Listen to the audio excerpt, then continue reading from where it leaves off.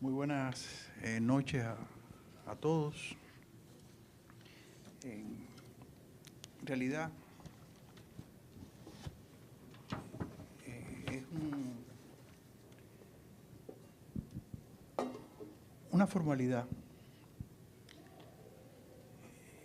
y una especie de lugar común que en estas actividades uno presenta al invitado o a la invitada diciendo es un honor y es una gran satisfacción recibir a fulano de tal, etcétera, etcétera. Y yo debo decir esto en el caso de Yolanda Wood.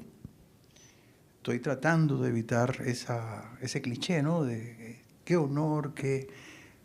Pero señores, qué honor y qué placer recibir a Yolanda Wood nueva vez en el centro León. No hay manera de escapar a eso porque de verdad que es una gran satisfacción para todos nosotros y por múltiples e infinitas razones tener a Yolanda Wood entre nosotros.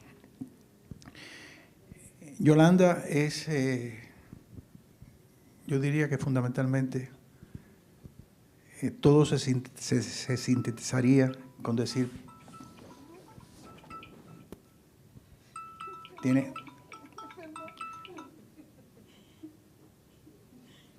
tenemos que decir que la compañía de ella es Claro, que Claro funciona donde quiera que uno se encuentre, y valga este comercial, ¿verdad?, a favor de Claro. Yo decía que hay una sola palabra para definir a Yolanda Wood, aunque hay otras muchas, pero hay una que lo diría todo. Yolanda Wood es profesora. Además de profesora, es investigadora, por eso es buena profesora, crítica de arte. Yo creo que también ha tenido hasta sus escapaditas hacia la curaduría en algún momento, ¿no? Algunos deslices hacia la curaduría. Doctora en Ciencias sobre Artes. Yolanda fundó la Cátedra de Estudios de Arte del Caribe. Fue directora del Centro de Estudios del Caribe en Casa de las Américas y de su revista Anales del Caribe, entre los años 2006 y 2016, lo de la revista, ¿verdad? Fue profesora, bueno, siempre ha sido profesora, pero en este caso también en la Universidad Iberoamericana y en la Universidad Anahuac en México. Tiene múltiples libros sobre el tema del Caribe, Caribe, Universo Visual e Islas del Caribe, Naturaleza, Arte y Sociedad, y una cantidad inmensa de conferencias, intervenciones, diálogos, presencia permanente en estos espacios que hablan del Caribe. No está en su biografía, pero también fue mi jefa en Cuba. Así que, y de Elvia también. Es muy difícil ser jefe de Elvia, ¿no?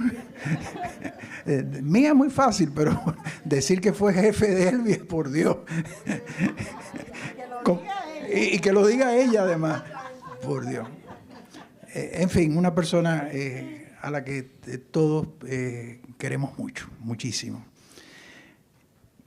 Para presentar este conversatorio, yo recurrí a algo que se había escrito hace un tiempo atrás, que la misma doctora María Amalia León escribió y presentó en Madrid, en el mes de enero, hablando de la exposición Reinvenciones, y me fui allí y quise parafrasear un poco este escrito de María Amalia en la presentación de la exposición.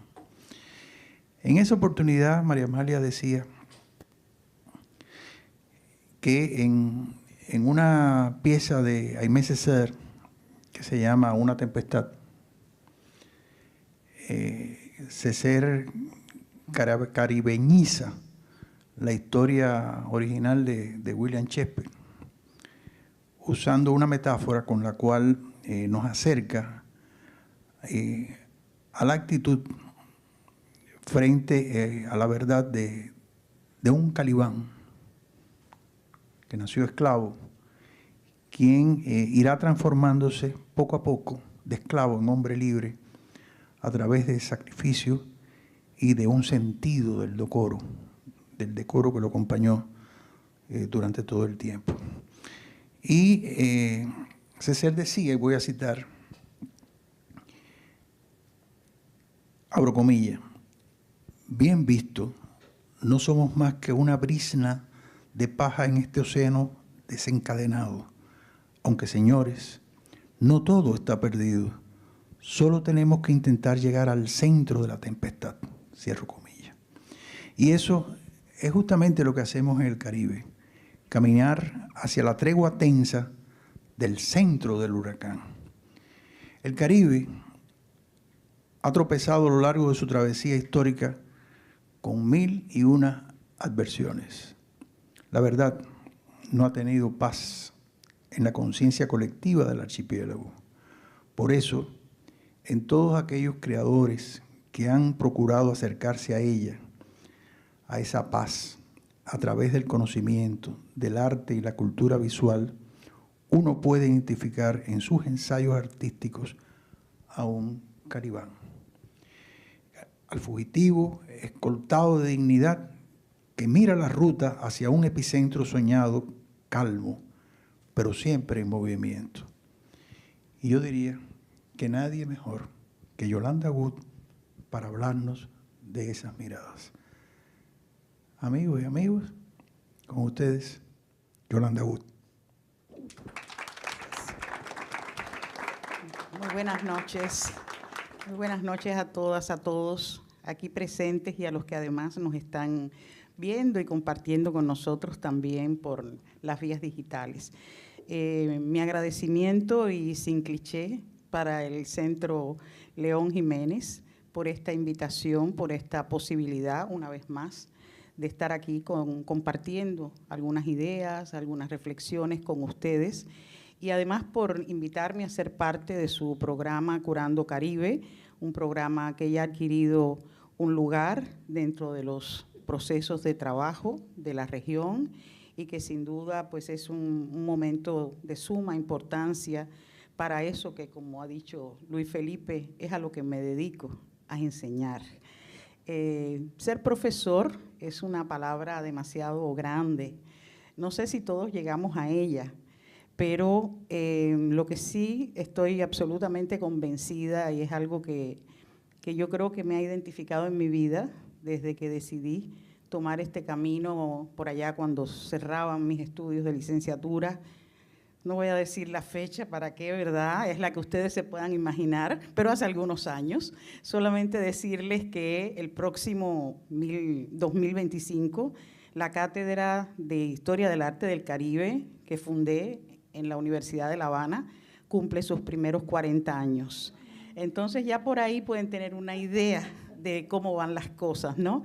Y la verdad, enseñar ha sido mi pasión a través del tiempo, y no solamente enseñar desde mi cátedra personal de trabajo, que ha estado desde los primeros momentos muy orientada hacia esa inauguración de los estudios del Caribe que me parecían imprescindibles en nuestra formación como, en este caso, licenciados en Historia del Arte, que era lo que ya era yo en ese momento, y poder hacer una trayectoria en función de introducir estos estudios, de darle vida, de tener un discipulado que veo a cada momento y se me revela, algunos de ellos aquí presentes, que han sido mis alumnos en diferentes momentos, y ver avanzar estos proyectos, pues me da una enorme satisfacción. Creo que es eso lo que significa enseñar, la satisfacción de ver en otros ese proceso que tú comenzaste a lo mejor sin imaginar,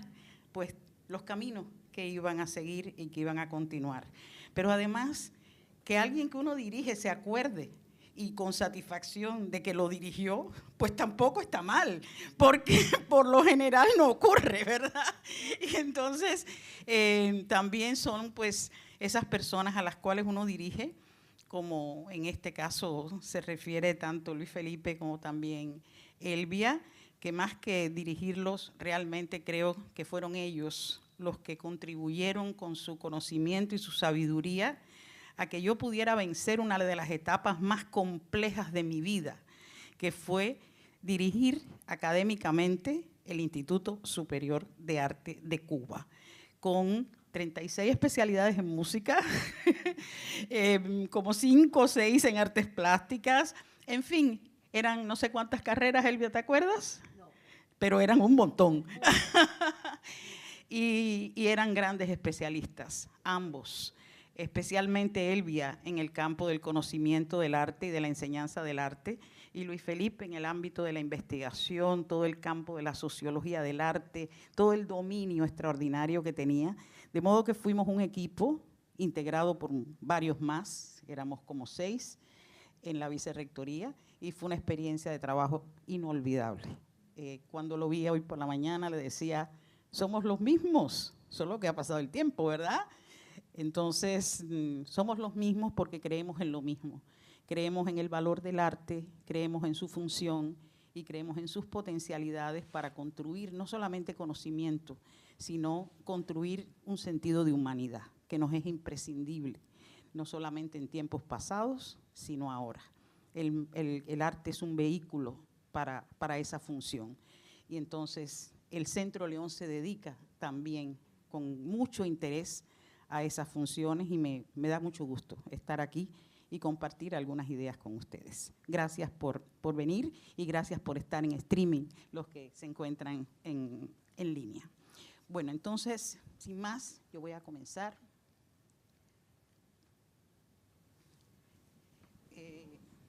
Bueno, el tema que he escogido para esta sesión de hoy, pues lo he titulado Paisajes en crisis.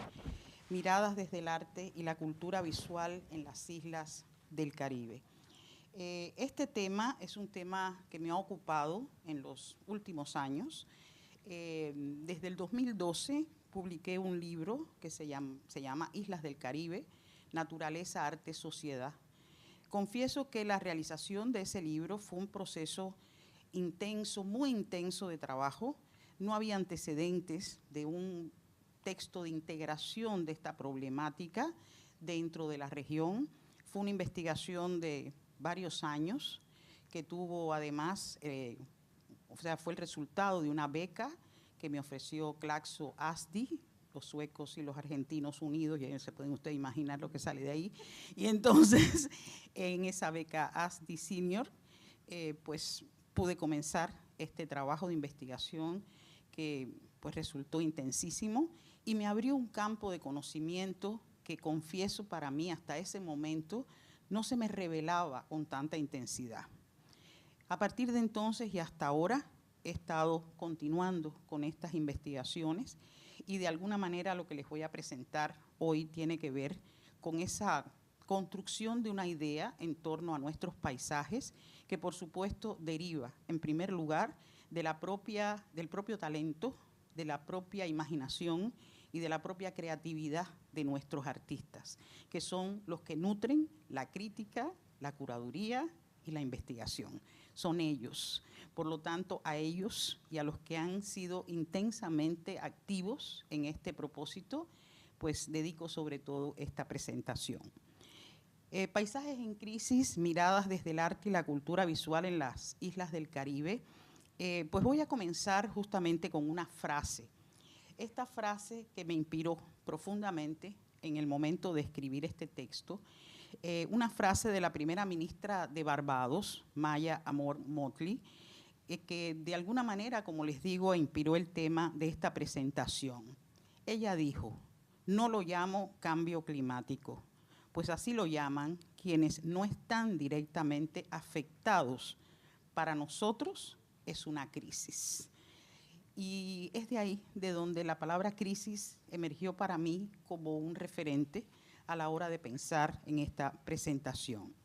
Entonces, hablar del paisaje parece remitirnos a uno de los grandes géneros, ¿verdad?, del arte y a la cultura visual. Sin embargo, no son a esas hermosas, tradicionales y complacientes imágenes a las que se orienta mi mirada ni la de los artistas contemporáneos en esta presentación, sino hacia una perspectiva crítica donde lo natural, lo social y lo cultural se interconectan en ese concepto que es lo antroponatural, para hacer del paisaje una imagen y un personaje de la historia, como lo expresó Édouard Glissant. Decía Humboldt, refiriéndose, como ustedes saben, se le considera uno de los iniciadores del concepto del paisaje en Latinoamérica. Decía Humboldt, ocurre con los elementos del paisaje que cuando se percibe su agrupación particular es cuando se ve el todo localizado. Así lo decía. De esta enunciación que tienen en pantalla, quiero retener dos palabras: se percibe y se ve, lo que sin dudas cualifica la condición visual del paisaje, ese aspecto apreciativo del paisaje como imagen y personaje de la historia, según también lo ratifica la geografía cultural, que conecta con la memoria del lugar, con las emociones, con los afectos, tanto individuales como colectivos. El paisaje, como ha dicho Marc Ogier, existe únicamente para la mirada que lo descubre. Por lo tanto, hay una conexión inmediata. No hay paisaje si no se mira. La mirada es clave para comprender ese registro visual que constituye la visión que nos puede suscitar un paisaje. Entonces, por supuesto, esa mirada que descubre el paisaje contemporáneo es una mirada que también puede responder a múltiples urgencias. Y son justamente esas las que me interesa que pongamos en evidencia. Los espacios insulares han sufrido efectos transformadores a través del tiempo, por el incremento de las zonas urbanas, por las infraestructuras productivas y de servicio, por los usos del suelo y el incremento de estructuras antrópicas en el paisaje rural, por las condiciones de pobreza y por el cambio climático. Todos pueden implicar pérdidas de la riqueza paisajística de la identidad territorial, pero los producidos por los desastres naturales que se han incrementado, además en los años recientes, adquieren un impacto de mayor visibilidad en los canales de difusión del espacio global por sus efectos devastadores inmediatos y las interacciones que producen entre las amenazas naturales y las vulnerabilidades sociales, tal como lo entiende también la geografía cultural, que para nada podemos hablar de desastres únicamente naturales. Esos desastres tienen profundas implicaciones en las zonas de mayor vulnerabilidad social. Son también paisajes en crisis en términos sociales y culturales. Durante los 10 últimos años han tenido lugar una diversidad de acontecimientos como sismos, huracanes de fuerza mayor, erupciones volcánicas que han generado grandes afectaciones en casi la totalidad de los territorios, como ocurrió con el huracán María en la isla de Puerto Rico, Martinica, Guadalupe y entre otras en el 2017. Y en ese mismo año, y solo con una semana de diferencia, el huracán Irma en las islas de Antigua, de Barbuda, en San Martín, Barbados, Cuba, el ciclón Doria en Bahamas, el Iota, que fue el primer huracán de categoría 5 que impactó las islas del archipiélago de San Andrés y Providencia, y todavía hoy están en pleno proceso de recuperación de lo que significaron las huellas de ese huracán de categoría 5, atravesando las pequeñas islas de todo ese archipiélago de San Andrés y Providencia.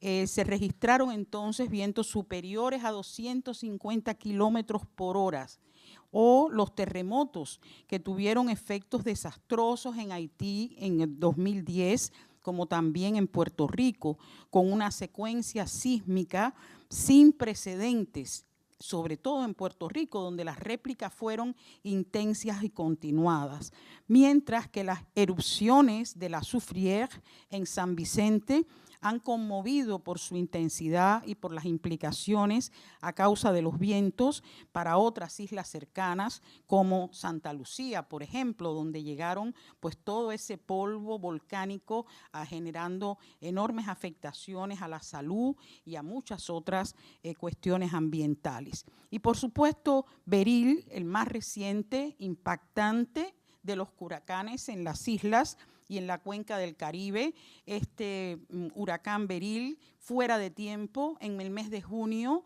se considera un protagonista insólito de los procesos de los huracanes en toda el área del Caribe, no solamente por su escala, por su dimensión, sino por la fecha tan temprana en que apareció en la cartografía de nuestras islas.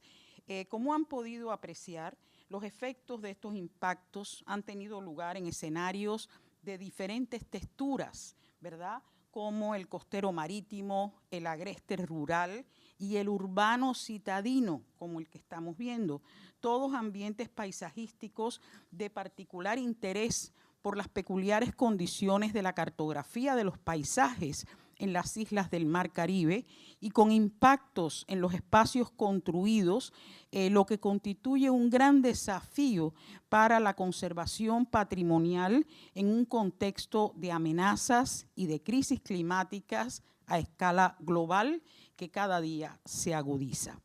Los artistas han sido muy sensibles a estos paisajes en crisis. En fotografía, por ejemplo, muy tempranamente, en 1979, Domingo Batista nos dejaba todo ese testimonio y toda esa memoria del paso del ciclón David por la República Dominicana, mientras que también en imágenes fotográficas, Carlos Acero documentó escenas del dramático ciclón George y ya en una obra instalativa, recuperando chancletas de las crecidas de los ríos y de las fuerzas de las mareas, Tony Capellán hizo su emblemática pieza George en 1999.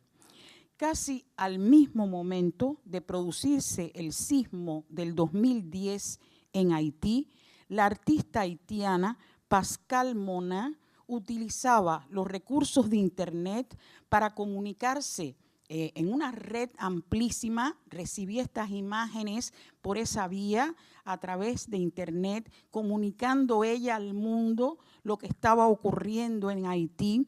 Y aquí, como pueden ver, pues representa momentos dramáticos que después fueron descritos a través de las narrativas que se asociaron al acontecimiento sobre las niñas que permanecieron 60 horas bajo la tierra cantando, expresando emocionalmente una situación de marcada crisis que estaban viviendo.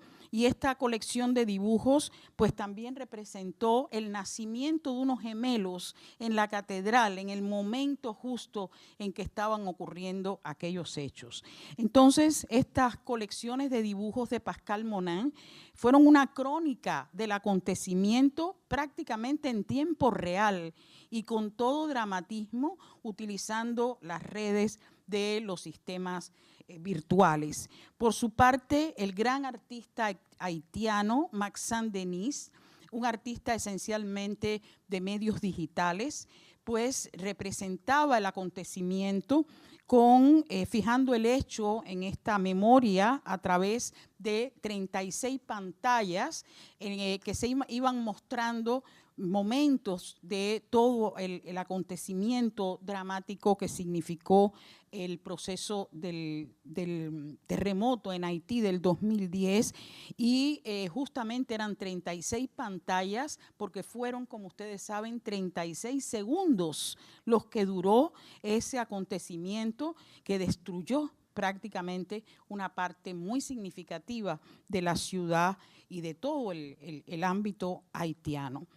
Por supuesto que ante estos acontecimientos que los artistas representan con esta sensibilidad, con este talento, con esta imaginación, se suman también los actos de solidaridad que desde el arte se construyen también como canales, como puentes de comunicación para pues, expresar sus sentimientos en torno a estos hechos. Esta solidaridad de los artistas con esos acontecimientos tiene sin duda un efecto sumamente importante para trazar estas cadenas de relaciones en el universo de lo artístico. La artista guadalupeña de la isla de Guadalupe, Joelle Ferlí, hizo en la propia ciudad de Puerto Príncipe, en el campo de Marte, en ese centro, en ese eje que además había quedado marcado totalmente por el derrumbamiento del Palacio Presidencial que se encuentra en el campo de Marte, y su obra la llamó Revolución, y fue un performance en el campo de Marte de la ciudad de Puerto Príncipe. En ese lugar permaneció 24 horas de pie bajo el sol y la luna, sin tomar agua, sin comer, como un acto de solidaridad, de expresión de sus sentimientos hacia el pueblo haitiano, mostrando con todo respeto su respaldo al pueblo de Haití por su pérdida y por su dolor. Del mismo modo, destaco el monumento Mi Grito en el Mundo, realizado por el artista de origen puertorriqueño Antonio Martorell. Este monumento fue realizado en los Estados Unidos y con la colaboración básicamente de la diáspora boricua en Estados Unidos, como un medio también por parte de la diáspora de expresar la solidaridad con el pueblo puertorriqueño ante los muertos y el desastre del ciclón María, que por las magnitudes de sus impactos en la isla dejó una estela de dolor social y familiar que por supuesto se extendió a la diáspora boricua en Nueva York. Y es interesante apreciar la materialidad de esta obra, que como ustedes saben, Antonio Martorell es una de las figuras principales, un gran exponente de los procesos gráficos en Puerto Rico, y el maestro desarrolló toda esta obra estampando sobre cristal y sobre plexiglas, usando para ello las palabras y el texto de la gran poetisa y patriota puertorriqueña Julia de Burgos, como una forma de agenciamiento político, al nombrar la pieza con el título, además, del único poema que escribió Julia de Burgos en inglés, Mi Grito en el Mundo. La conexión simbólica entre Puerto Rico y su diáspora se refuerza toda vez que se trata del único poema, como ya decía, escrito en inglés por Julia de Burgos, que vivió mucho tiempo también en Estados Unidos. Y en la construcción del monumento intervinieron recursos financieros aportados por los boricuas residentes en los Estados Unidos. La obra fue concebida por el arquitecto Segundo Cardona y toda la realización en procesos serigráficos sobre vidrio, que fue un acto experimental en la obra de Antonio Martorell, o sea, hacer impresión serigráfica sobre superficies tanto de materiales de plexiglas como de vidrio, a partir del uso de la fotografía digitalizada de lienzos pintados en acrílico. Es decir, me decía el maestro, fue para mí todo un campo experimental el hecho de hacer estos desplazamientos de la materialidad en el uso de estos recursos. Entonces, en los paisajes del desastre, como ustedes ven, se pueden habitar desde múltiples estructuras que operan al interior de la sociedad como fractura. Evidentemente, estos paisajes y estas crisis de nuestros paisajes operan como fracturas de la memoria, de los afectos. Yo estuve ahora recientemente en Puerto Rico y todavía las personas se emocionan cuando hablan de María. Es decir, hay un efecto psicosocial que mueve sin duda alguna todas esas experiencias. Al poner en este caso en el arte el énfasis visual, como ven ustedes, en lo incompleto, en lo faltante, en lo que ya no está, o se halla como mantos de significados bajo las ruinas donde se localizan las sucesiones temporales que como capas superpuestas conectan la historicidad, la temporalidad de los paisajes con su propia historia y con su memoria, lo que produce las condiciones del desastre, pues adquieren una fuerza inusitada ante el problema de hacer presencia de lo ausente, es decir, una forma de rememoración que, según lo ha pensado Paul Ricoeur, es un acto de resistencia contra el olvido. Entonces, todas estas obras están haciendo actos de resistencia, evidentemente, ante el olvido y están configurando así un posicionamiento también político ante la fractura que implican estos paisajes en crisis, también desde los afectos, desde las experiencias y desde las múltiples sensibilidades humanas que se ponen en juego ante un acontecimiento de estas magnitudes. Todo esto significa entonces decir que la escala ambiental resulta fundamental en nuestros conceptos de trabajo sobre estos temas en tiempos contemporáneos. Se trata, así lo he llamado y así lo estudio en el libro que les mencionaba, de un cambio de paradigma estético, artístico, que mira hacia el daño económico, social, de base histórica, con efectos agravados que superan la visión de la naturaleza como un género de la representación, un paisaje, en el sentido tradicional del término, para penetrar con mayor hondura a otras dimensiones del problema en la relación naturaleza-sociedad ante esas crisis que están viviendo hoy día nuestros paisajes. Uno de esos temas inquietantes para el arte es el alto nivel de deterioro por efectos contaminantes que está padeciendo el Mar Caribe, que rodea todas nuestras islas y que forma parte esencial de nuestros ecosistemas y que es un espacio de tránsito intenso de una gran variedad de transportes marítimos, cargueros, cruceros y mucho más, así como, por supuesto, un lugar de descarga de múltiples desperdicios que vienen de la tierra, producidos por nosotros y que dan tanto el aspecto líquido como el aspecto sólido que va a terminar en nuestro mar Caribe y que terminan en sus aguas.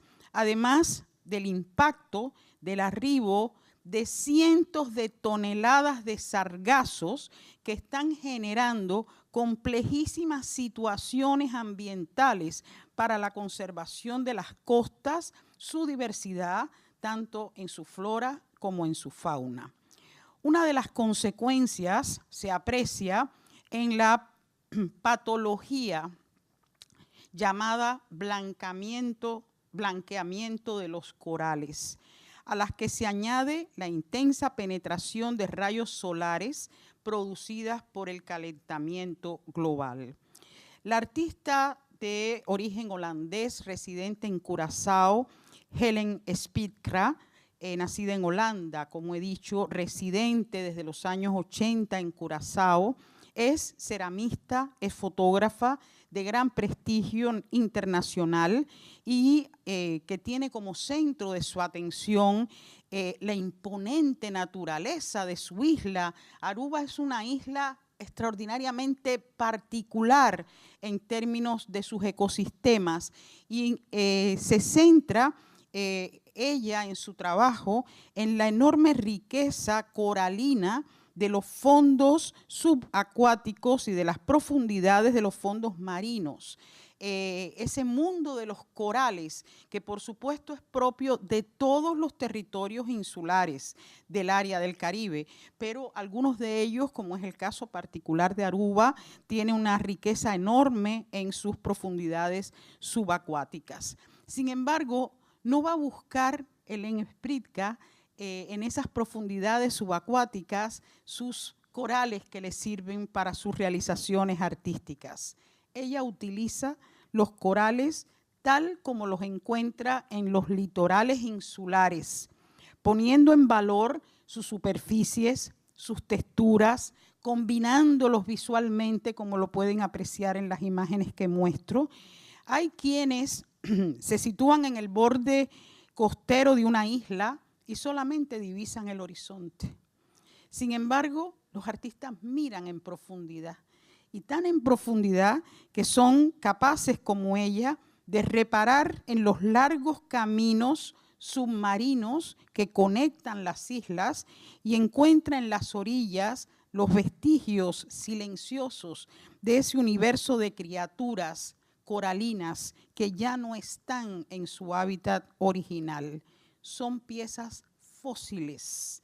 Esos corales que encontramos, que recogemos a veces en la orilla del mar, fracturados, incompletos, con unas texturas prácticamente ya altamente modificadas, son fósiles.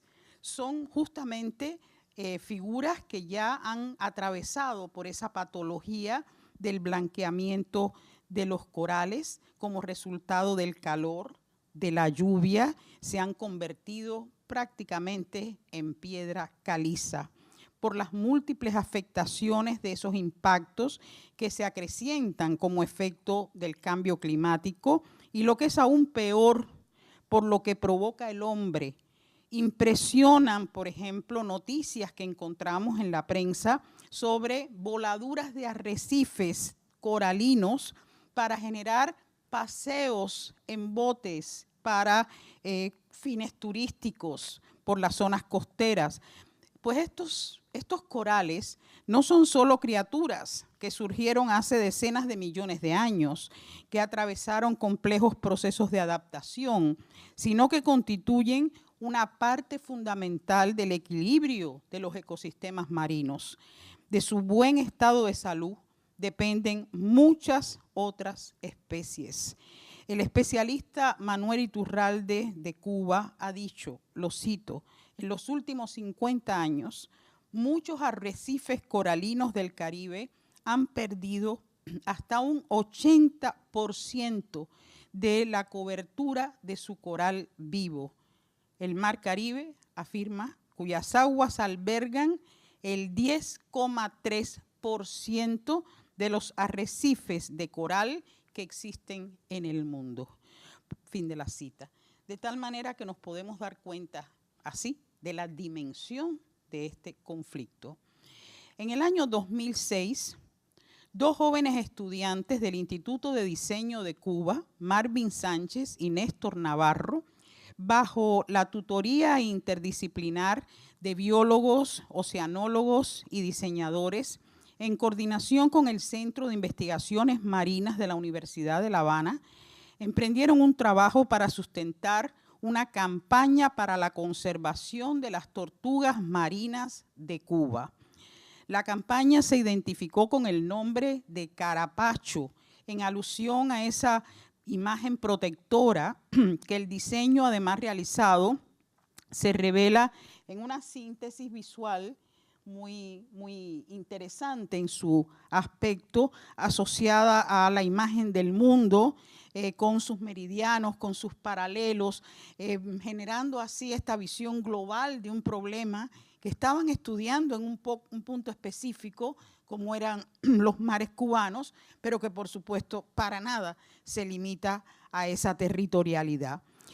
Carapacho llamaba la atención sobre una problemática global, la necesaria protección de las tortugas en todos los lugares donde existen. Se perseguía así promover un cambio de actitud encaminado a la supervivencia desde la preservación del medio ambiente como un factor de sustentabilidad. Para que todos estemos, fue el nombre de esta campaña, que incluyó, fue su tema, con el que identificó la campaña un proyecto hermosísimo por la manera en que el arte y la naturaleza dialogaron en la búsqueda de estrategias sociales para la defensa de la especie y de su espacio vital. Esos efectos dañinos que estoy mencionando pululan por el Mar Caribe. La crisis de esos paisajes marinos y los altos niveles de contaminación en sus aguas tuvieron expresiones críticas y simbólicas en la obra de Tony Capellán desde momentos muy tempranos en República Dominicana. Se trata, como lo pensó Capellán, de un mar invadido, así llamó su obra. Es un llamado a observar ese mar lleno de plástico que no se deshace por demás. Date cuenta, decía Tony Capellán, del problema que tenemos. La pieza es un llamado, es una toma de conciencia ecológica. Fin de su cita. Y añadía, para mí el Caribe no puede separarse de los grandes intereses imperialistas. Quise agrupar un paisaje y miren cómo los artistas están conscientes absolutamente de que están construyendo paisajes. El término no lo creo yo, lo crean ellos mismos. Son absolutamente conscientes de que están revelándonos otros paisajes. Y decía, un mar, una gente extraordinaria, pero que todavía sigue siendo esa punta de lanza con la que los imperios quieren mantener su presencia. Fin de la cita. Por su parte, la también dominicana América Olivo utiliza el plástico que efectivamente habita de manera residual en esas aguas para hacer con ellos piezas. Entonces, entreteje estos plásticos, los combina en su obra, que además llama El Dije, historias entrelazadas. Todos sabemos lo que un dije representa y significa. Por lo tanto, es una puesta en valor que refuerza la conversión artística de esos desechos en un nuevo valor, en una nueva llamada de atención. Y además escribe, como pueden ustedes ver, una frase sumamente sensible a la expresión de valor que le está otorgando a ese cambio de situación en el uso de los materiales. De modo similar, funciona la obra de Reinaldo Cid. Él es de Cuba y Reinaldo Cid extrae las sustancias altamente contaminantes de la bahía de La Habana, residuos de hidrocarburos que se han acumulado allí día tras día, mezclado con muchos otros desechos procedentes de la ciudad, y los convierte en lingotes, a la manera de lingotes de oro, que los presenta de esta manera en el espacio visual, en el espacio galerístico, para quizás también revelar, como lo ha hecho América Olivo, pues un cambio de sentido en esto. Lo expresa el artista del siguiente modo: retiré más de 50 kilogramos de residuos de hidrocarburo para realizar mi obra, que la llamé Capital. En gran medida es una ironía. Esta obra hace alusión a un capital económico que generó esos residuos. Lo hago volver a un lugar, los fundo y con ello construyo lingotes con las mismas formas de los lingotes de oro para exponerlos como una obra de arte. Esos lingotes eran el desecho del capital y han sido reinsertados en el mercado por las metáforas simbólicas capaces de construirse desde el arte. Los artistas están, por lo tanto, son a veces, yo diría, avisoran situaciones y revelan facetas muy tempranas a la manera de una observación crítica de la realidad, como ocurre con la obra que les estoy mostrando del artista de Trinidad y Tobago, Chilo Velez. Chilo Velez es un artista, pintor, un artista que trabaja además con muchos materiales de la quincallería, borda, cose sobre el lienzo, y en este caso la obra que se llama Respiro, Sueño, tiene como base el problema del el derrame petrolero en Trinidad y Tobago. Digo que la obra de Chilo Velez en este caso era casi una premonición. Muy tempranamente le interesó apreciar qué iba a pasar en una isla tan pequeña que es probablemente dentro de todo el Caribe una de las productoras de petróleo más importantes de la región. Del mismo modo lo pensó Chris Cossier en 2019, y en 2019 Chris Cossier hace estas piezas en video en la cual pues trabaja, como podrán ustedes apreciar, con estas figuras de cuello y corbata, con estas mangueras, que son las mangueras de servir el petróleo o el gas, la gasolina en cualquier lugar. La obra la hizo en Indiana durante un proceso que estuvo becado en Indiana, lo hizo en las costas del río Mississippi.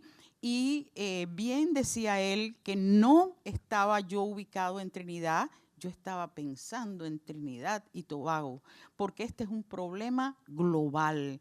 Es decir, aun cuando la obra se estaba haciendo en otro lugar, todo el simbolismo de este fenómeno de representación pues estaba inserto también en las problemáticas de Trinidad y Tobago.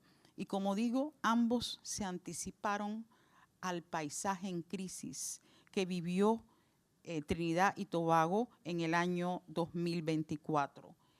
Bueno, aquí no sé si se puede apreciar bien, voy a continuar porque está un poco pequeña la letra, pero Trinidad y Tobago en el 2024, ahora en este año, a partir del mes de febrero, vivió una de las crisis más agudas que llegó a considerarse un desastre natural para el territorio, que quedó en estado de alerta ambiental por ese motivo, y fue uno de los derrames petroleros más dramáticos que se han vivido en toda el área del Caribe.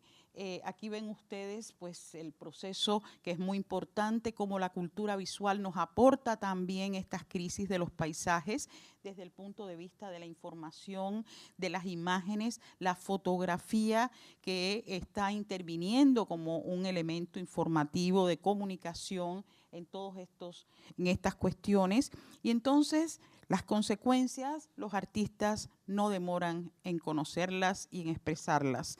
Me voy a referir a unos artistas gemelos de Puerto Rico, Jaime y Javier Suárez, que han integrado un colectivo que se llama Vientre Compartido, y se llama así porque son hermanos gemelos, y han decidido mostrarle al mundo en su trabajo esa comunión de relaciones que nació desde el vientre de la madre. Trabajan juntos y trabajan en proyectos sumamente potentes en relación con este tema. Aquí pueden ustedes apreciar cómo el desecho de hidrocarburos pone en evidencia la situación que se muestra en la obra, que además se llama petrofósil. Y ese petrofósil no es otra cosa de un paisaje en crisis dentro de los conflictos medioambientales. Estos artistas además se destacan por el uso del espacio natural. Sus obras, comentando yo con ellos ahora reciente, les decía, bueno, ¿y qué obra tienen en galería o en museo? Pues no tenemos, Yolanda, lo que tenemos son fotografías, documentación de las obras, videos, porque sus obras van siempre al espacio natural, van buscando la conexión justamente con el hábitat, además de las múltiples especies de nuestra región. Esa relación con el hábitat la ven en especies endémicas para contribuir así a una restauración de los efectos destructivos de los entornos ecológicos para esas especies endémicas. Esta obra que se llama Nidos, como ustedes ven, y es justamente hacerles nidos a las aves para que encuentren ese lugar donde continuar pues su actividad de reproducción, o también, la obra Nicho que están viendo del 2010, también la pieza realizada con semillas de maíz, con arroz, con alpiste, fue realizada en un espacio público como lugar central de un parque en la ciudad, y era un medio utilizado por los artistas para convocar, alimentar a las aves que fueron transformando la pieza, como ustedes ven, y haciéndola vivir la pieza dentro de toda esta práctica y experiencia de vida, y con sus sobrevuelos,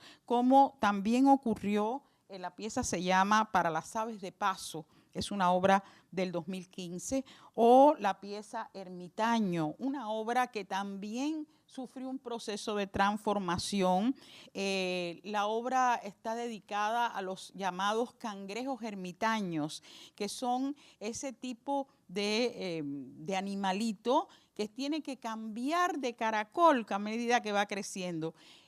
Fue interesantísimo el trabajo de investigación que realizaron, porque caminando por las playas y buscando las realidades en las que estaban pues sobreviviendo estas especies, empezaron a descubrir los numerosos pomos, todo tipo de cosas donde el animalito se metía, porque los caracoles prácticamente no estaban. Se dedicaron entonces a recuperar estos caracoles, a ponérselos a su disposición.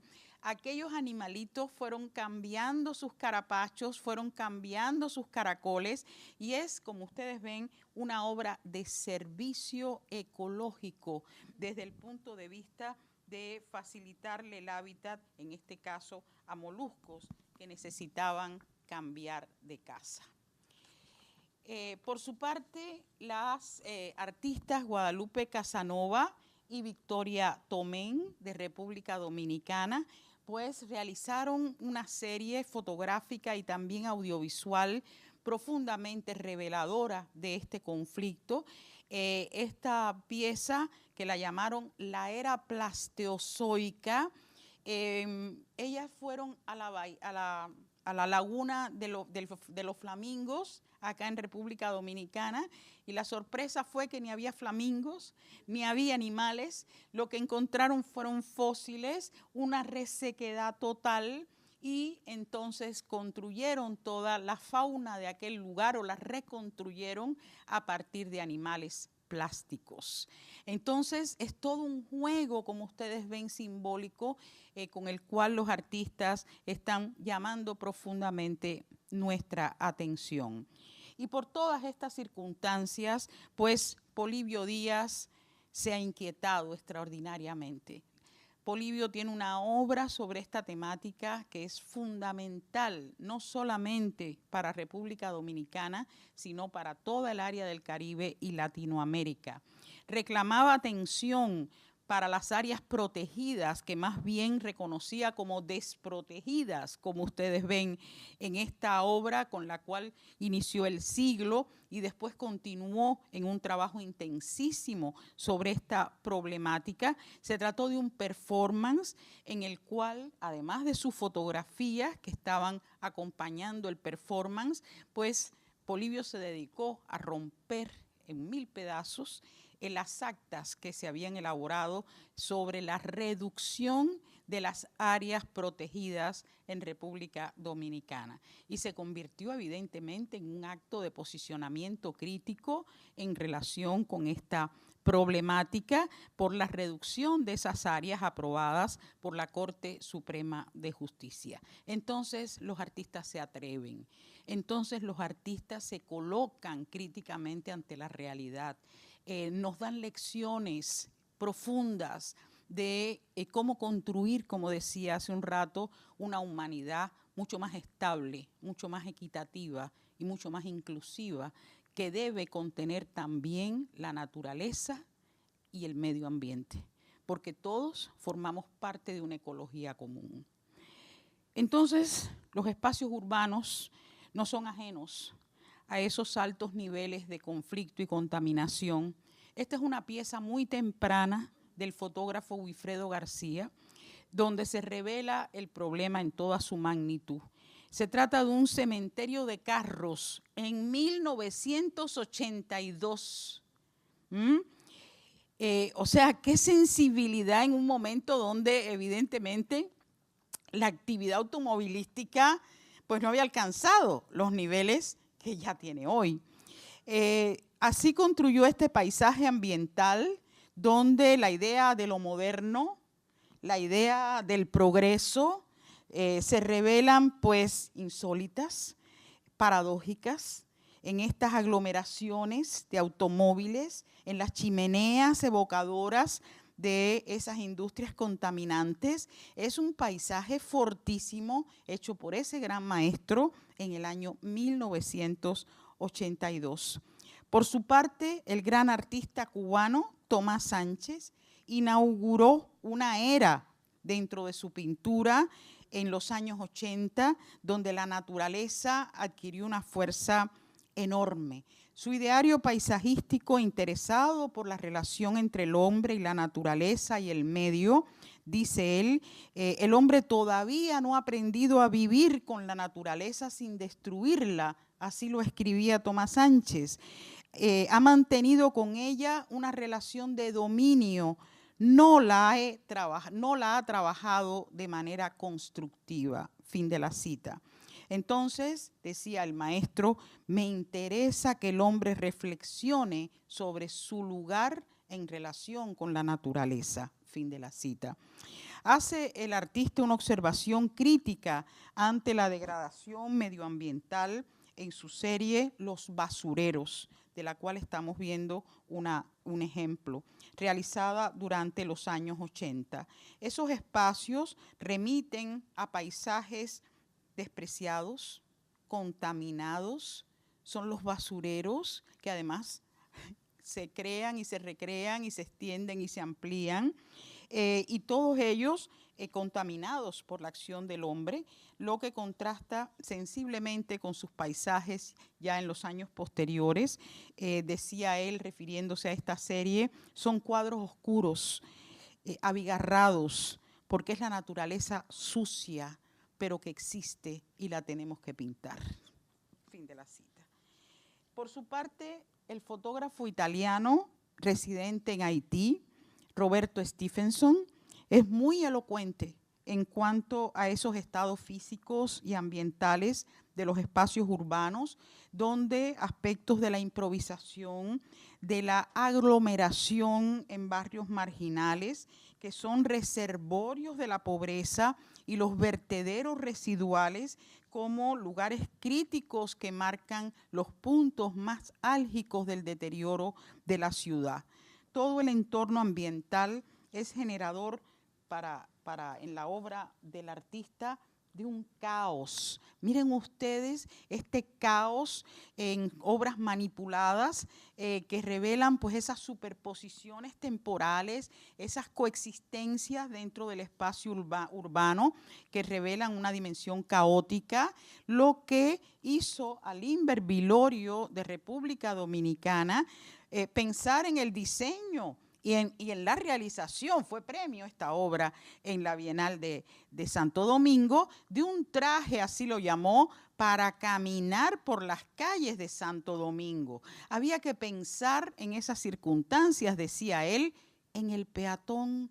Siempre pensamos lo moderno que es tener más y más automóviles. ¿Y el peatón cuál es su lugar y dónde está su espacio? y le interesó el peatón de tiempo real, el que se redesplaza al ritmo de la vida en la calle, y lo expresó diciéndolo de esta manera, y lo cito: mi preocupación es que a pesar de los esfuerzos de las autoridades en mejorar el sistema vial y adecuar la ciudad al ritmo vehicular, cosa que no es válida por no considerar al peatón, eso no funciona, porque lo que hace es deteriorar el espacio humano en las calles, en la ciudad, la falta de iluminación, de señalización, la violación de las señales del tránsito, el mal drenaje pluvial, y así decía varios etcéteras.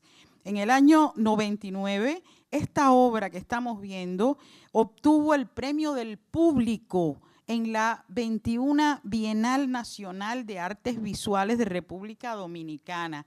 La crítica en ese momento insistió en la riqueza del lenguaje plástico de esta obra, que ampliaba los caminos de comunicación con esos elementos de carácter popular, que incorporó a este traje con esos elementos, atributos que de hecho podían ser identificados por cualquier persona en cualquier condición social en República Dominicana. Iván Miura, refiriéndose igual a esta obra, dijo: es una mezcla de Terminator y Compadre Pedro Juan, que a pesar de su sofisticado aditamento, tiene, por aquello de que más vale precaver, imágenes protectoras de San Miguel Arcángel, la Virgen de la Altagracia, Santa Eduvige, es decir, ese santoral al que hay que, pues, acudir para protegerse, ¿no?, en el espacio público, y el doctor Gregorio Hernández, entre otros.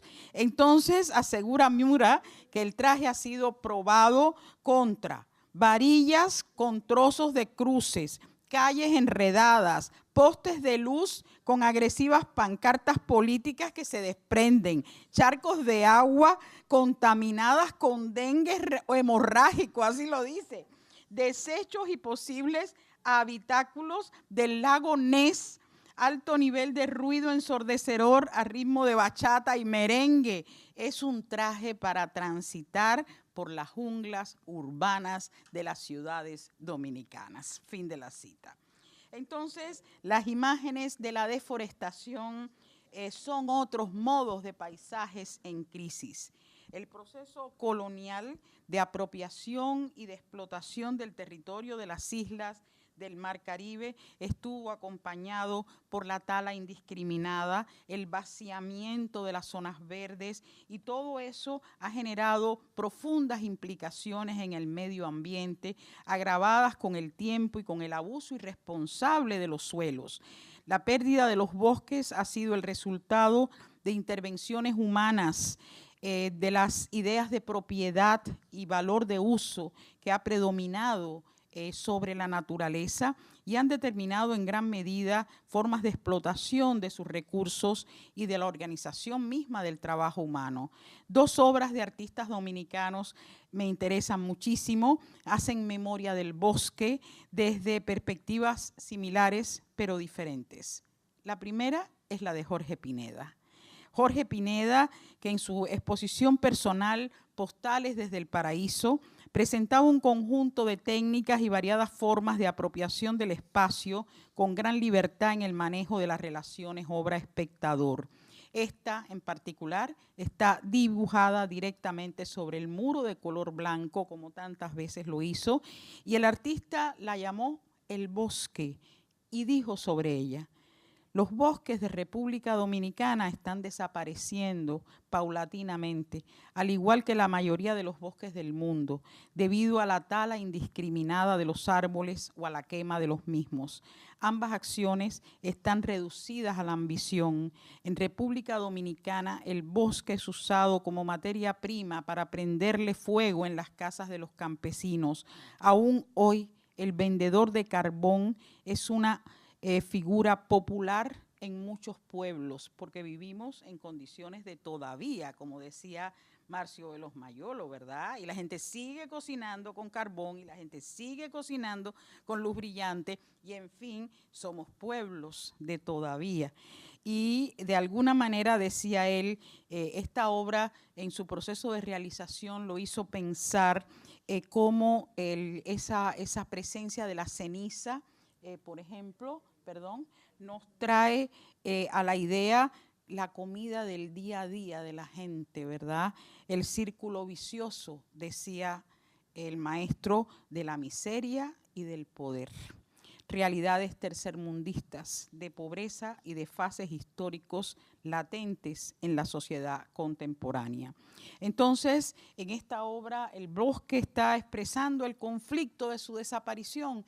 Ahí están, como ustedes ven, los carbones en los que han quedado convertidos. Y con esos mismos carbones está hecho toda la estructura del dibujo. Es un reciclaje simbólico en el aspecto también de la materialidad.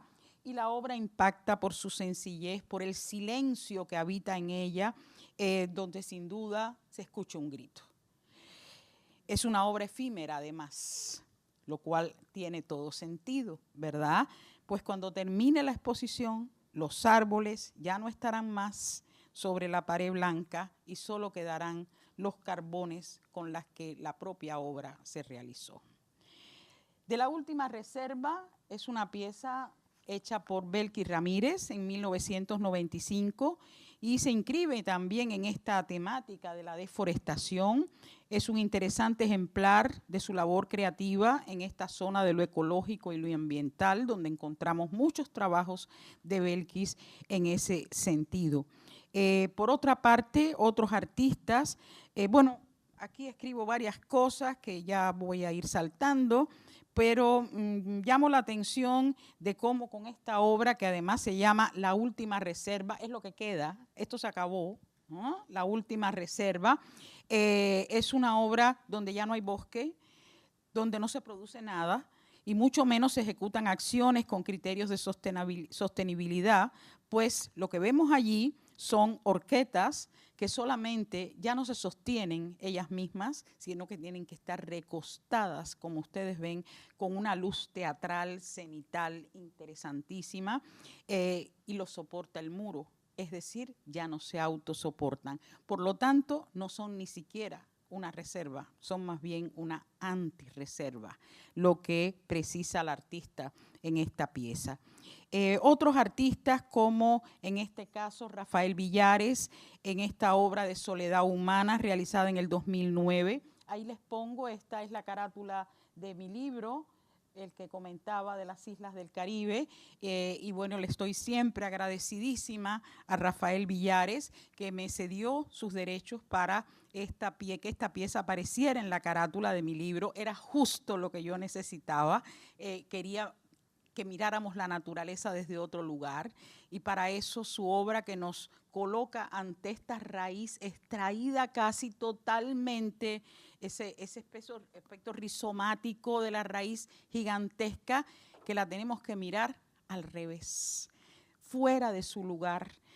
Y me inspiraba mucho la idea en este libro de mirar la naturaleza desde otro lugar, situarnos en otro lugar para quizás pues mirar al revés y descubrir lo que la naturaleza tiene para decirnos, sentir su vulnerabilidad y sacralizar sus valores.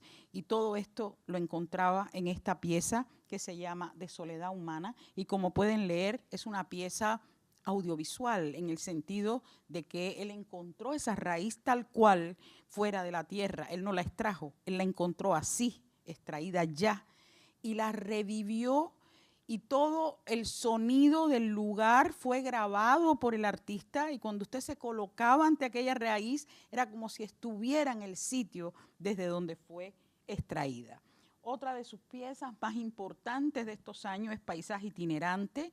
Es una obra del 2010 y era una maceta viajera en un lugar como el Malecón de La Habana, donde no hay un árbol en los 8 kilómetros que tiene el malecón.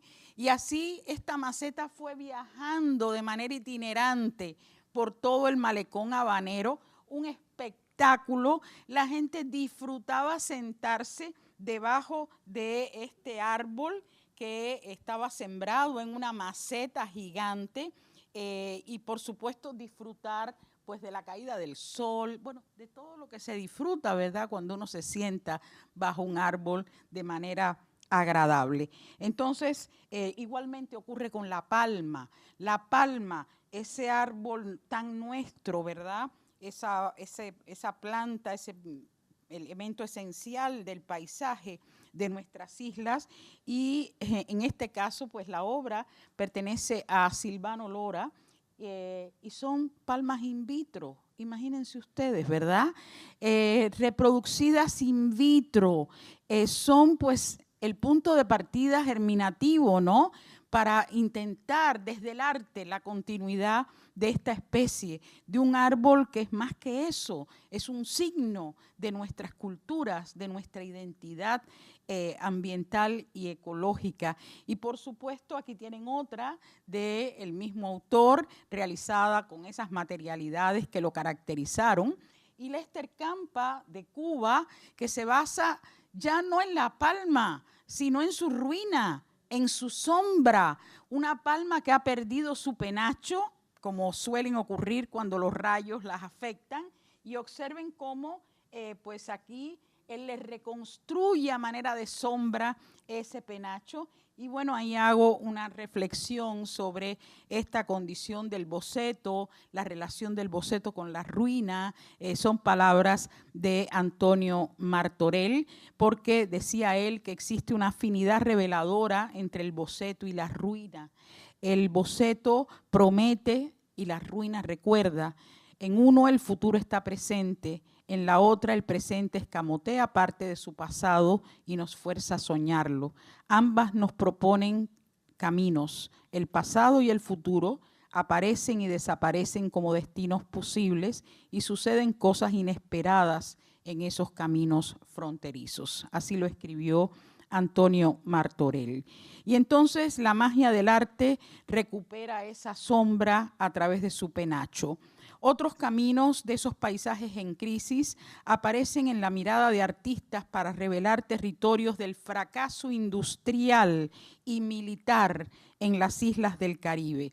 En este caso, el artista cubano Ricardo Elías hace una especie de arqueología de la industria azucarera cubana, documentando el desmontaje contemporáneo de esos procesos productivos, y dice que el exceso de azúcar llega a producir amargura, como en estas imágenes se aprecia, y se detiene en esas revelaciones de los desahucios de múltiples ingenios azucareros cubanos, mostrando esa mirada del desmantelamiento por decisión gubernamental tomada en el año 2002, que definió el paso hacia una redimensión de la industria azucarera cubana, que dejó una marca política, económica, social, que puede leerse sin duda alguna en los aspectos traumáticos que muestran estos paisajes.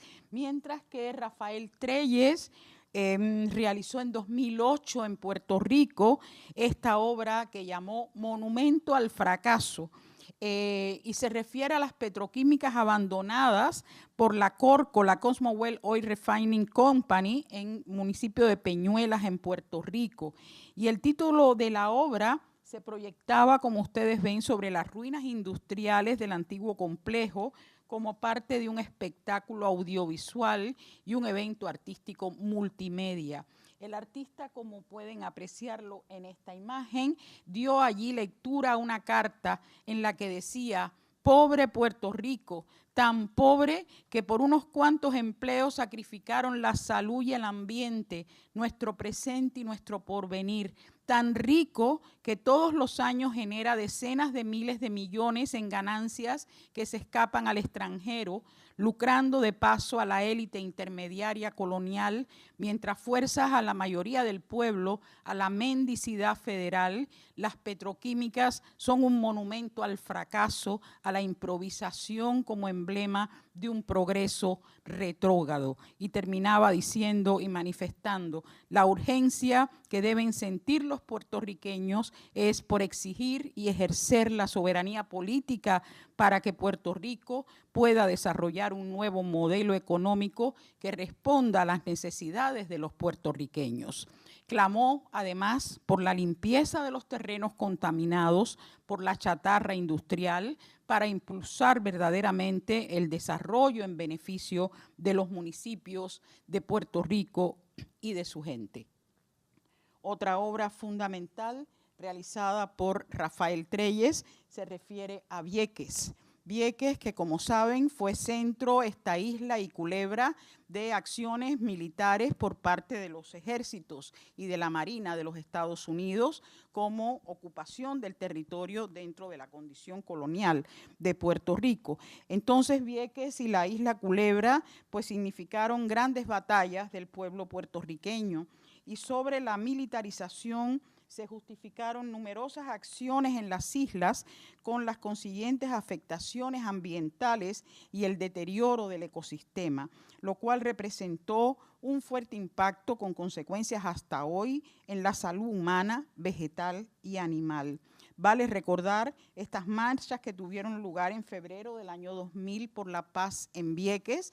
No se retiraron las tropas militares de las islas hasta el año 2003, y una vez que se produjo la retirada, pues obviamente vinieron muchas y otras importantes consecuencias. Y ahí entraron los artistas a generar obras impactantes con todos los residuos de elementos militares que quedaron en aquellas playas, en aquellas islas, tanques de guerra, bombas, elementos que por supuesto habían impactado enormemente en el entorno natural. Emilia García ha dicho: se prepararon allí las guerras de Vietnam, de Corea, de Bahía de Cochinos, de los Balcanes, de Somalia, de Haití, del Golfo Pérsico, de Afganistán y de Irak.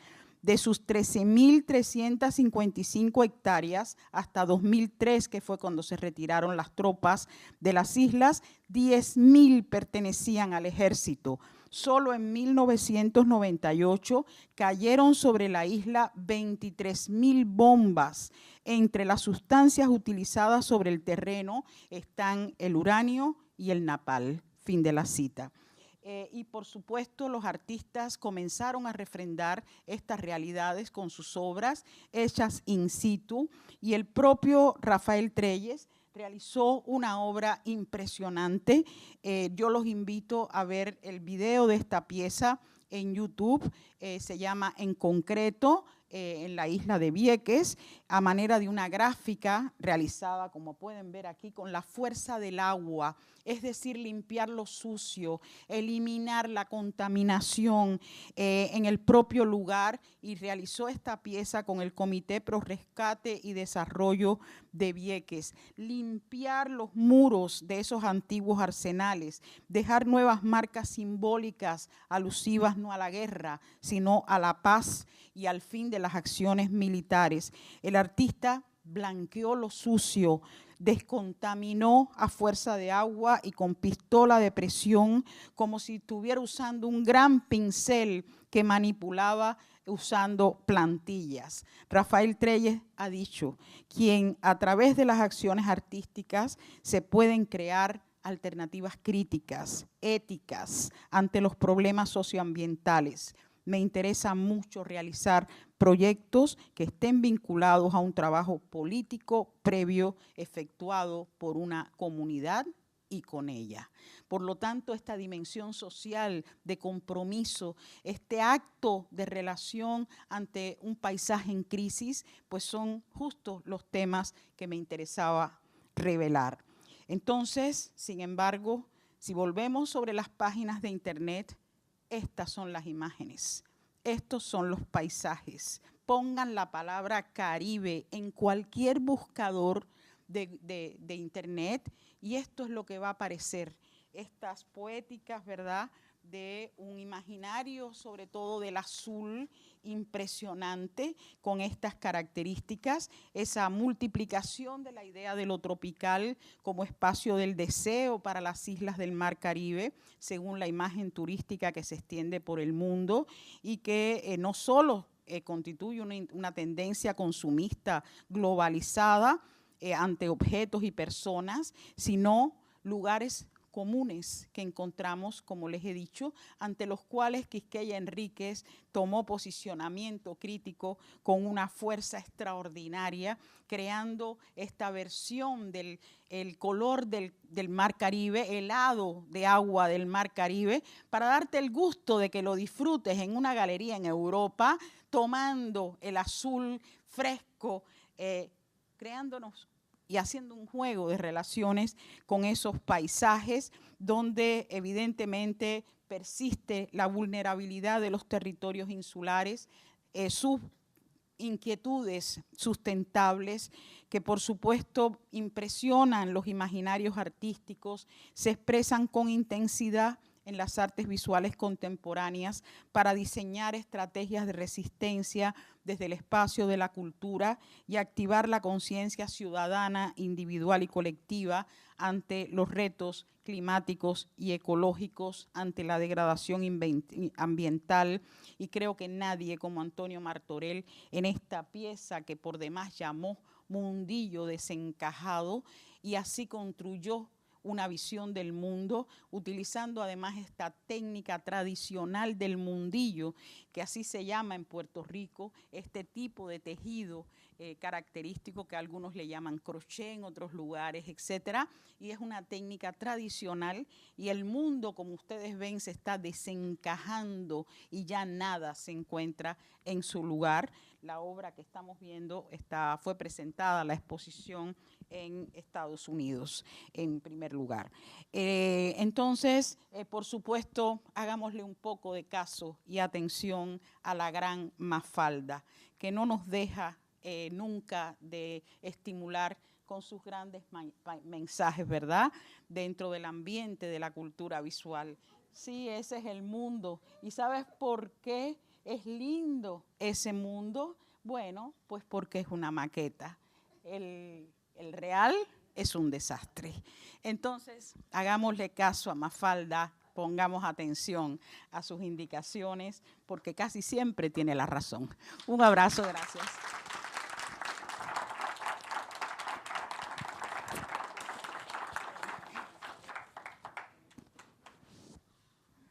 Gracias, Yolanda.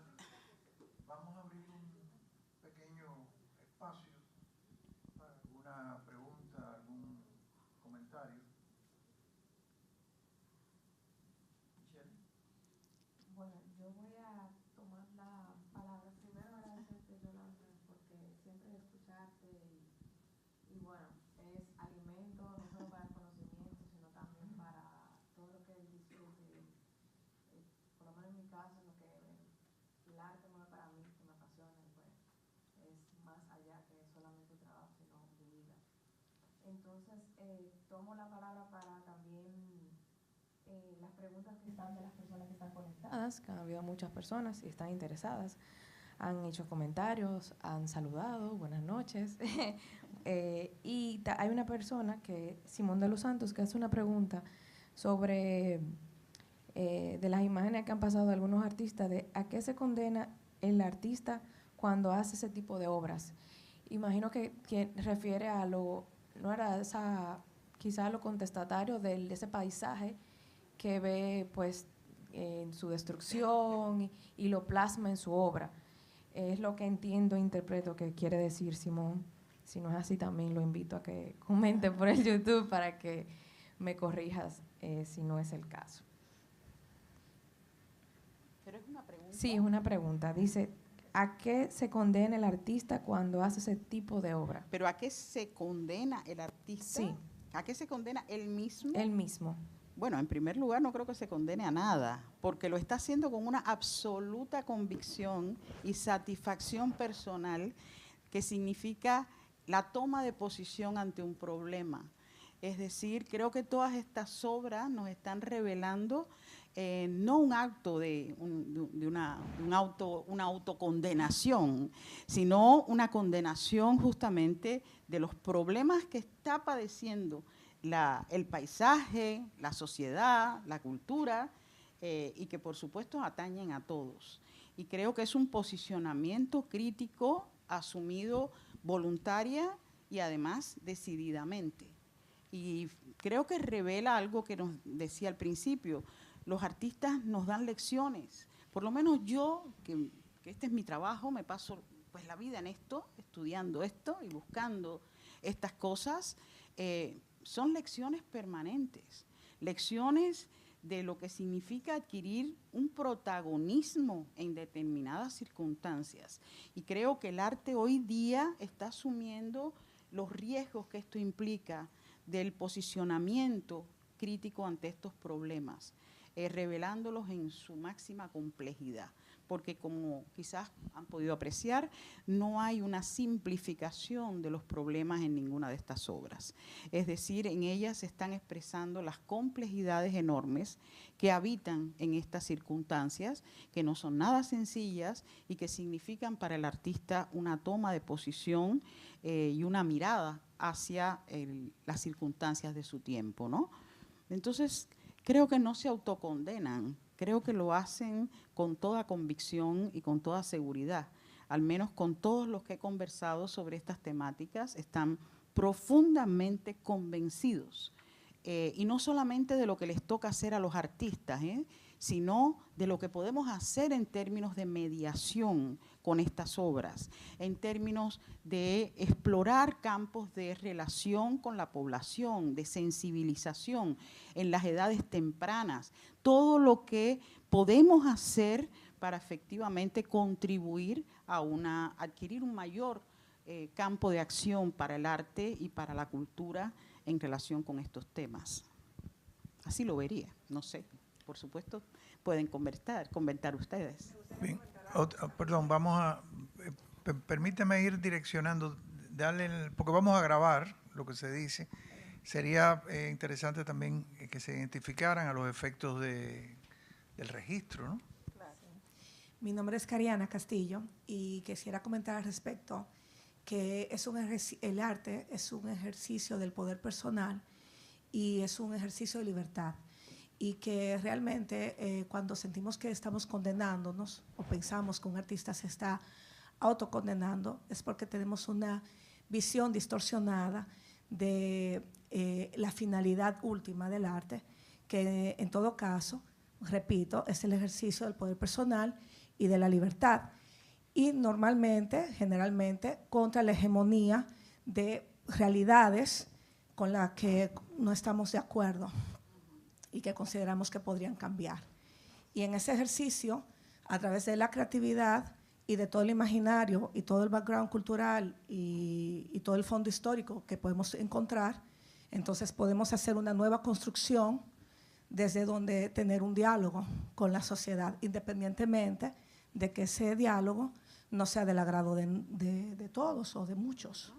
Pero es una necesidad. Y es muy lamentable, porque creo, como decía desde el inicio, que esta es una de las temáticas que más campos de acción e interacción social puede contribuir, porque el problema no es ni de unos ni de otros, el problema es de todos. Entonces, ¿cómo contribuir a generar una conciencia ecológica y ambiental que efectivamente sea incluyente y que tome en cuenta que más allá de que vivamos a la costa y el mar entre o se reduzcan las posibilidades de las costas, o que vivamos en el campo y la deforestación? Es que no es ese el problema. Este es un problema de la humanidad. Lo que está en juego, ahí está, ya lo está diciendo Mafalda. El mundo es un proceso que está afectándose en todos los sentidos. Entonces, esto no es un problema de que me interese o no me interese. La verdad, creo que esto nos tiene que interesar a todos, y los artistas están interesados. Y por eso quise traer algunas voces de ellos, ¿verdad?, para que escuchen la manera en que ellos se expresan sobre estas cosas. Es decir, hay una convicción del lugar que el arte puede ocupar en crear sensibilización y adquirir protagonismo en acciones sociales y culturales. Muchas gracias por su intervención. Muchas gracias. Bien, voy a dar dos preguntas más. Víctor, tú eres de la casa, te dejo para el final. Acá, ¿ustedes van a hablar en dúo o van a hablar por separado? No, porque levantan la mano al mismo tiempo, entonces sería interesante que hablaran en dúo, pero bueno, ok, vamos a dar entonces 3 al dúo de aquí adelante y después dejo a Víctor para el final. Gracias. Buenas noches. Mi nombre es Marilena Ventura y tengo 2 preguntas, pero la voy a hacer en una para ver. ¿Qué la lleva a usted a tomar ese tema para su investigación y cuál fue la mayor dificultad durante ese proceso de investigación? Que imagino que hubieron unos cuantos. Bueno, pues sí, muy concretas y claras tus preguntas. Como expresaba un poco al inicio, yo me introduzco en este tema. Por supuesto, el paisaje en la manera tradicional se trabaja en la historia del arte, ¿no? Es un género del arte y cuando hablas de cualquiera de los pintores, de la modernidad o antes, pues te refieres al paisaje. Pero a lo que me confronté fue que era otro paisaje el que estaba apareciendo ante mis ojos. Y creo que es un tema que ha adquirido mayor fuerza e intensidad justo en este milenio. El libro, la investigación la realicé entre el 2009 y el 2011. El libro se publica en 2012. Incluso ahora en el curso que voy a ofrecer, me voy a referir a las cosas que no entraron en el momento en que yo hago el libro, porque vamos a hablar del siglo XXI. Y entonces ese siglo XXI, pues para mí, en el libro, cerró en el año 2009. Y lo que yo he encontrado del 2009 para acá es impresionante. Es impresionante. Por lo tanto, mi libro tiene una limitación, que terminó el proceso de investigación en el año 2011. Y el libro ya, bueno, lo iba investigando y escribiendo, y en el 2012 ya el libro se publica. Entonces, tiene la novedad de que efectivamente ya ahí hay un planteamiento de que esto cambió.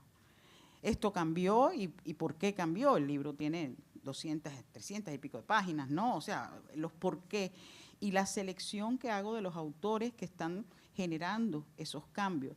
Y el otra cosa interesante fue empezar a mirar algunos paisajes, como puedo ahora decir, por ejemplo, Domingo Batista, como podría decir Fernando Peña de Filló. Hay una obra de Fernando Peña de Filló de los años 70, que es una joya, que se llama La Tierra.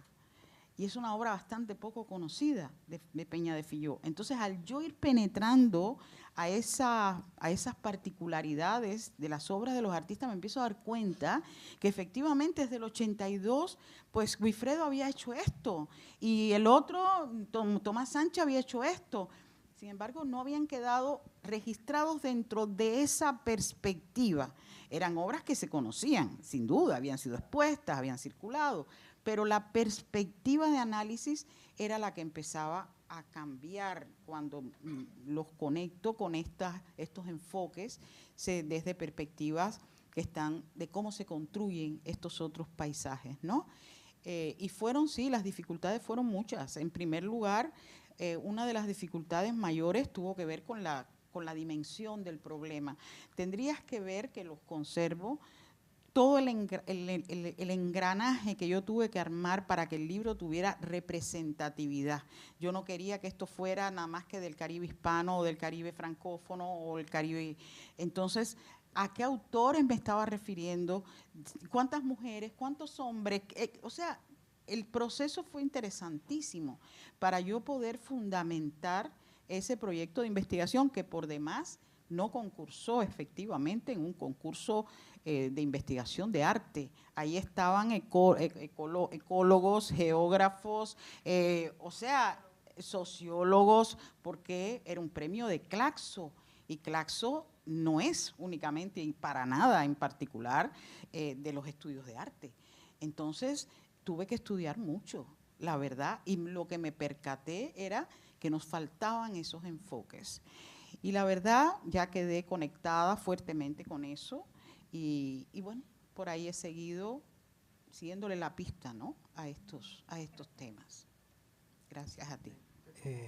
Mi nombre es Esteban Zambrano y de verdad felicitaciones, interesantísimo todo su planteamiento. Pero usted habla de los artistas y los artistas han sido realmente los grandes protagonistas de plasmar pues toda este tema de las crisis. A su parecer, ¿cuáles cree usted que serían los principales desafíos que enfrentan estos artistas caribeños al tratar de representar paisajes en crisis? ¿Y qué oportunidades cree usted que han surgido en esos desafíos? Y una segunda pregunta ya para terminar, mirando hacia el futuro, ¿cuáles son las esperanzas y expectativas para el arte caribeño en términos de abordar y superar estas crisis actuales? Bueno, esas crisis no son del arte, esas crisis son de las circunstancias. Y las circunstancias van a complejizarse aún más, porque todo el tema en torno a la cuestión del cambio climático, del extractivismo y de todos sus efectos está vigente, está ahí, está latente. No depende de nosotros el hecho de que esto tenga una definitiva solución. Se nos escapan, como humanidad estoy diciendo, se nos escapan muchas alternativas que están manejándose a nivel de intereses económicos transnacionales, un extractivismo aún activo fuertemente, que además pensamos que el extractivismo nada más se expresa en términos pues de la explotación minera o de no, la explotación turística es una explotación extractiva. Las numerosas maneras en que se expresa el extractivismo son enormes. Entonces, irse metiendo en estas cosas es importantísimo. ¿Cuáles son grandes retos? Pues yo diría que uno de los grandes retos en términos del arte es una exposición que muestre estas cosas. Mire, cuando yo fui a hacer el libro, como ella me preguntaba, yo empecé a buscar, bueno, qué grandes exposiciones se han hecho, porque aquí hay un tema de curaduría, aquí hay un tema de investigación, pero que si esas investigaciones no dan lugar a que se socialicen esos procesos y se conviertan en puentes de conocimiento en relación con un público mucho más amplio, mucho más extenso, pues obviamente nos quedamos en la nada, ¿no? Seguimos repitiéndonos en lo mismo. Y esto queda a nivel de la academia. Todo esto sí, yo lo enseño en mis clases, pero mis clases, ¿cuántos asisten? Bueno, a conferencias públicas hay otras alternativas, pero por eso quise traerlo a la conferencia pública como tema, porque son temas que quedan después restringidos al espacio pues, del aula, de la investigación, en el campo específico de conocimiento que uno desarrolla. Pero yo creo que eso es un reto enorme. Es decir, si me pregunta, la exposición más importante desde mi punto de vista que se ha hecho sobre este tema, la hizo Fernando Varela en el año 2009 y se llamó Agua, en el Museo de Arte Moderno. ¿Alguien que está aquí la vio? El catálogo está a disposición, es una joya, no es por nada, el texto es mío, pero es una verdadera joya. Y si alguien me pregunta cuál es la exposición más importante que sobre eso se ha hecho en el área del Caribe, yo digo Agua, República Dominicana, Fernando Varela, año 2009. Un creador por demás. Un creador fue el curador. Cuando los creadores son curadores, ojo, atención, que pueden pasar cosas muy interesantes, porque la exposición misma fue un concepto, una declaratoria acerca del lugar del agua en la vida, y no el lugar del agua solamente en términos pues, social, en términos humanos, porque Varela tiene esa peculiaridad en su poética, en su manera de ver el mundo. Es un hombre que tiene una filosofía de la vida muy consistente y todo eso pues apareció en esa exposición, que era impecable desde el punto de vista de luz, montaje, museografía, impecable. Y es una exposición de la que apenas se habla. Con esa exposición termina mi libro, justamente con la exposición Agua. Diciendo, ojo, aquí hay una alternativa. Esa alternativa no ha tenido, desde mi punto de vista, ninguna otra versión, ni siquiera cercana al concepto. Y creo que ahí hay un reto ahí hay un reto enorme. Y el otro reto enorme es conocer lo que hacen los artistas, no solamente para mostrarlos en una exposición, sino para colaborarle a la sociedad en mirar hacia estos temas. Y eso es un tema de mediación, de educación cultural, artística, y que en la cual pues, el trabajo de animación sociocultural es fundamental.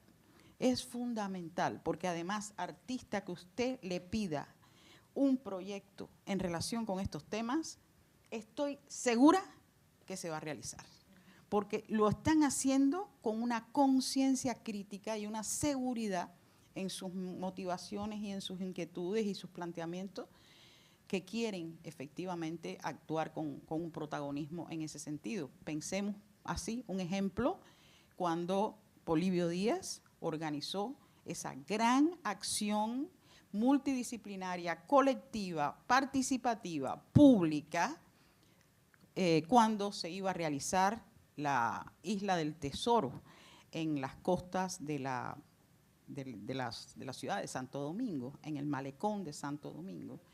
Y fue una acción colectiva en la que intervinieron oceanógrafos, intelectuales, todo el levantamiento de información, y fue un artista quien fue al Senado a discutir por qué se iba a hacer aquel proyecto. Entonces los artistas se la han tomado muy en serio. Apoyémoslo, dando a conocer más lo que están haciendo y invitándolos un poco más a ser parte gestora de acciones colectivas, públicas, sociales, educativas, didácticas sobre esta cuestión, porque aquí hay un tema de educación que es fundamental. No sé si le parece a usted, pero así lo veo. Yo escuchando a Yolanda, creo que además parte de ese apoyo es que los artistas tengan espacios para expresar sus demandas, sus observaciones, sus llamados de atención sobre estos problemas. Y en ese sentido están los museos. Es decir, los museos también tienen que preocuparse por estos temas y también tienen una responsabilidad en abrir o no estos espacios.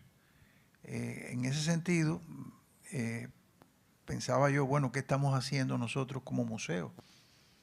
Y en efecto, pienso que el Centro León tiene el medio ambiente como uno de sus ejes de trabajo, es decir, la creatividad, las identidades y el medio ambiente. Y esto ha estado presente en sus programas de animación sociocultural, como las jornadas ecoeducativas, por ejemplo, la ciudad reciclada, donde los artistas trabajan en las escuelas, crean desde las comunidades educativas. Es decir, hay muchas cosas que los museos pueden hacer y que nosotros tímidamente, porque se pueden hacer muchísimas cosas que no hemos hecho por miles de razones, pero escuchando a Yolanda, nos miramos y decimos, bueno, hemos hecho algo, pero podemos hacer muchísimo más. Entonces los museos tienen que preocuparse por estos temas y también tienen responsabilidad. No basta con que los artistas lo pongan como un tema sobre la mesa. Es importante que esa mesa sea el soporte que los museos le den a los artistas y a estos temas, que a veces no son solo los artistas, también los gestores culturales, sí, otros actores que giran. Esto en el campo de la literatura es un tema. Exacto. También. A todos los actores, diría yo, que giran alrededor de estos temas. Para hacer las conclusiones de este encuentro,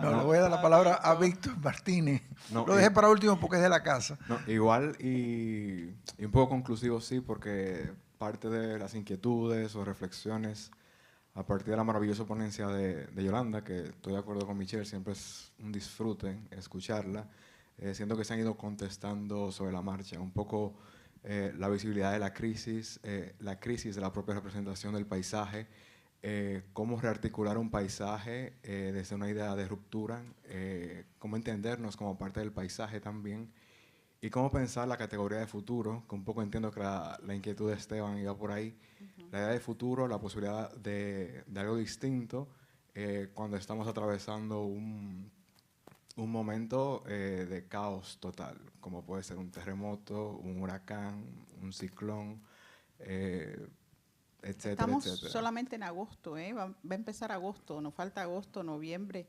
agosto, septiembre, octubre, hasta noviembre. ¿Ah?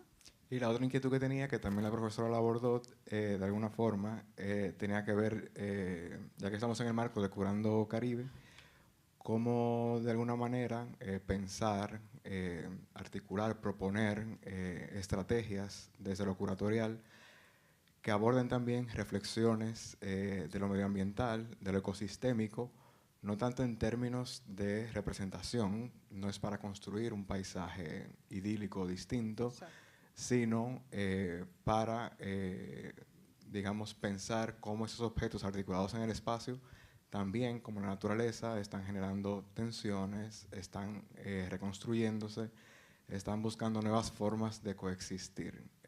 Y quizá desde ahí podemos ver una posibilidad de un futuro que no sea más ameno.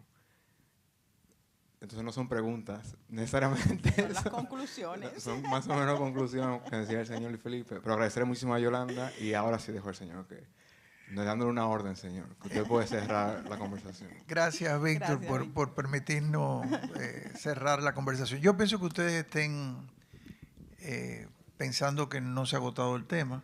Espero que así sea. Espero que se hayan quedado con esa, más que con certidumbre, se hayan quedado con incertidumbre y con miedos sobre todo lo que esta catástrofe significa a futuro.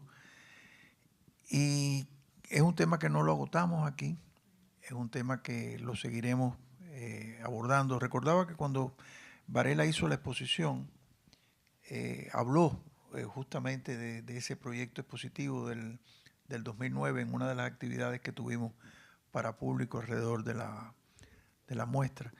Y en otros muchos programas y encuentros que tengamos, vamos a seguir abordando este tema que Yolanda nos ha traído hoy. Pero quiero recordar que este encuentro con Yolanda Wood se hace en el contexto del programa Curando Caribe, que es un programa que hemos venido realizando desde hace ya varios años, son varias ediciones. ¿Cuántas, Víctor? Cuatro ediciones, y que ha dejado una impronta importante en el circuito de las artes visuales dominicanas. Muchos de los jóvenes profesionales que están en nuestras instituciones son partes de las diferentes cohortes que ha tenido Curando Caribe. Si yo hago un vistazo rápido por aquí, veo por lo menos 3, 4 que han estado en estos programas y que hoy están impulsando el trabajo en nuestros museos, en nuestras galerías de arte e incluso en nuestros programas editoriales. Y eso es muy reconfortante y nos indica que es un programa que está cumpliendo su misión. Lo hacemos en coordinación con el Centro Cultural de España y en estos momentos, con esta presencia de Yolanda Wood en Santiago de los Caballeros, le estamos dando inicio a esta nueva versión de Curando Caribe 2025. O sea que es un... 24. 2024, 24. Sí, todavía. 24 o 25, ¿todavía? Lo dije bien. Lo dije bien. Porque se extiende hasta el 25. Correcto, entonces lo dije bien. Sí, lo dijiste bien. Esa cosa que tiene Elvia de corregirme constantemente. Por Dios. Y me confundió, fíjate que yo lo dije 2000 y me confundió ya. Entonces, bueno, para nosotros es de mucha satisfacción, Yolanda, en nombre de María Amalia León, que ustedes saben que es nuestra presidente, de la Fundación y del Centro León, y que ha estado chateando conmigo cómo va la cosa, cuánta gente fue, muy presente siempre. En nombre de María Amalia, en nombre de todos nosotros, de la comunidad Centro León, en nombre de los jóvenes y a veces no tan jóvenes actores del circuito de arte, de las artes visuales dominicanas, te damos las gracias por venir, por estar aquí con nosotros esta noche y por estar siempre dispuesta a responder cuando República Dominicana, este pedacito del Caribe que todos queremos tanto, te llama. Muchas gracias. Gracias a ustedes y gracias a los más de 50 personas que han estado conectadas a través de la red. Esta conferencia queda grabada porque lo que nosotros hacemos es construcción de conocimiento y queda grabada y está dentro de unos días a disposición de cualquiera a través de nuestras plataformas y personas que vengan a la Mediateca del Centro León la encontrarán como un recurso para sus investigaciones, para sus estudios. Pasen muy buenas noches.